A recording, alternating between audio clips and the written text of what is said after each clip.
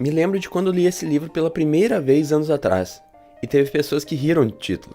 Como assim? Você não tem amigos? Está querendo aprender como fazer amigos? E foi mais ou menos assim, com essa visão, que comecei a lê-lo.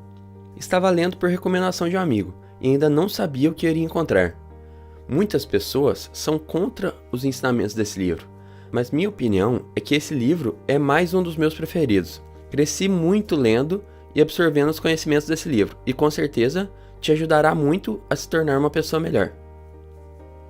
Gente, eu sempre leio isso nos livros e ouço de pessoas mais experientes. Não critique as pessoas. Com um bom ouvidor de críticas e um bom cabeça dura, eu realmente acreditava que isso não fazia sentido e que uma crítica, quando fosse construtiva, seria bem-vinda. E assim, comecei a tentar fazer. E acredite, em 99% das vezes, não funcionou. Teve um dia que estava tentando aplicar o conceito de reciclagem em casa, mas no começo eu era o único que tinha consciência de fazer isso. Fomos todos criados sem esse hábito, mas tudo tem um começo e foi assim que começou. Comecei colocando os 2 lixos, e aí tentava ficar controlando tudo que ia pro lixo e fazer com que todos seguissem minhas ordens, como um guardião dos lixos. Mas, invariavelmente, quando eu voltava para casa depois de muito tempo fora, ficava triste em ver todo o lixo misturado. Tentava até achar quem havia feito isso para ensinar, mas nunca dava certo. E aí, tentei uma abordagem diferente. Toda vez que alguém colocasse o lixo no lugar certo, eu buscava fazer um elogio e de reafirmar o porquê ele devia ou não ir para os recicláveis. Assim, conseguiria elogiar a pessoa e indiretamente ensinar para quem ainda não estava fazendo dessa forma. Isso, copo plástico usado é no reciclável. O resultado: toda a minha família hoje separa o lixo corretamente e ainda está passando a ideia para outras pessoas. Mas então por que a crítica não funciona? Primeiro, porque coloca a pessoa na defensiva, fazendo com que se esforce para se justificar. E segundo, porque fere o orgulho e a importância da pessoa. E o resultado, por várias vezes, é o pior possível: o ressentimento de quem você quer ver melhor. Eu peço que todos comecem a perceber isso. É incrível como isso tudo é verdade. Um dos conselhos mais sábios que já recebi foi esse: se você quer mesmo consertar alguém, comece consertando você. E como? Ao invés de condenar as pessoas pelos seus atos, comece a compreendê-las. Procure descobrir o porquê elas fazem isso. Essa pequena mudança de atitude te transforma. Você passará de uma pessoa crítica e rude para uma que gera simpatia, tolerância e bondade. Princípio número 1. Não critique, não condene e não se queixe. Mas então, se não devemos criticar, condenar e nos queixar, o que devemos fazer? Digo que é exatamente o contrário. Diz a história que uma mulher chegou a seu marido dizendo que queria uma lista com 6 coisas que ela poderia fazer para ser uma esposa mais eficiente. E ele disse: vou pensar nisso e amanhã te respondo, ok?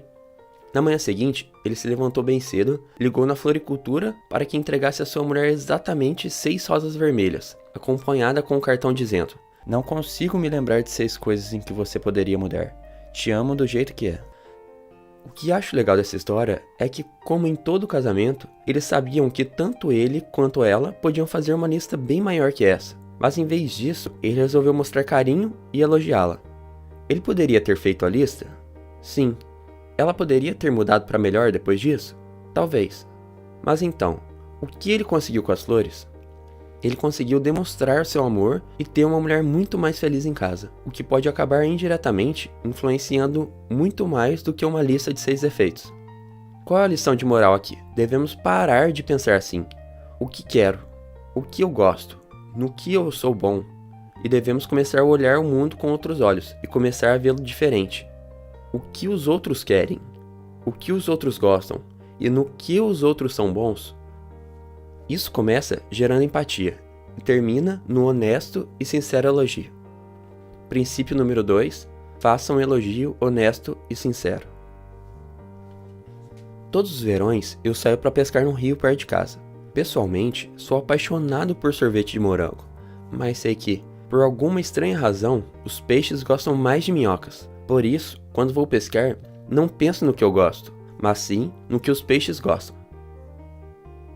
Tive que ficar um bom tempo longe da minha mãe. E aí, quando voltei, ela queria fazer algo bem gostoso para comemorar minha volta. e me perguntou o que eu queria comer.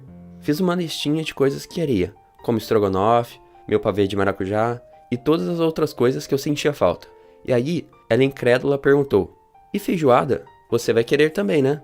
No que eu disse: "Não precisa, mãe, não ligo muito pra feijoada", deixando ela um pouco desanimada. Agora me responda a pergunta de R$1 milhão. Qual é o prato preferido da minha mãe?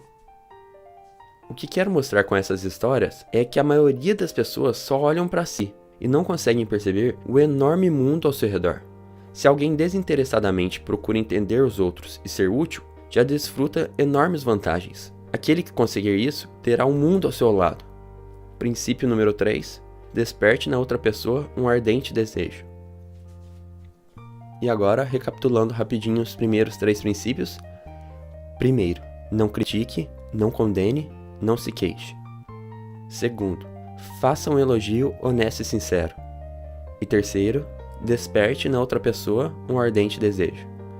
É isso aí, pessoal. Esse vídeo falou sobre como tratar as pessoas. No próximo, irei falar sobre as maneiras de fazer com que as pessoas gostem de você. Quem gostou, dá aquele joinha e se inscreva para estar sempre atento a novos vídeos como esse. Muito obrigado por estarem aqui até o final, e se tiver mais um tempinho, deixe aquele comentário sobre a sua opinião nesse assunto e compartilhe com seus amigos. Um grande abraço e que nos esforcemos um pouco mais a cada dia para sermos pessoas melhores.